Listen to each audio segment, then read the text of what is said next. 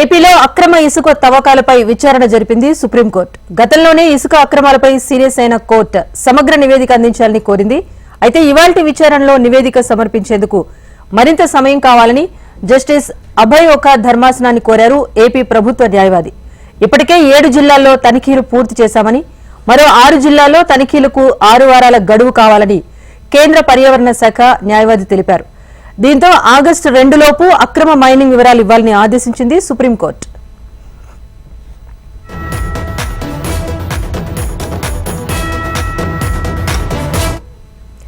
ఏపీలో అక్రమ ఇసుక తవ్వకాలపై విచారణ జరిపింది సుప్రీంకోర్టు. గతంలోని ఇసుక అక్రమాలపై సీరియస్ అయిన సుప్రీంకోర్టు సమగ్ర నివేదిక అందించాలని కోరింది. అయితే ఇవాల్టి విచారణలో నివేదిక సమర్పించేందుకు మరింత సమయం కావాలని జస్టిస్ అభయ్ ఓకా ధర్మాసనాన్ని కోరారు ఏపీ ప్రభుత్వ న్యాయవాది.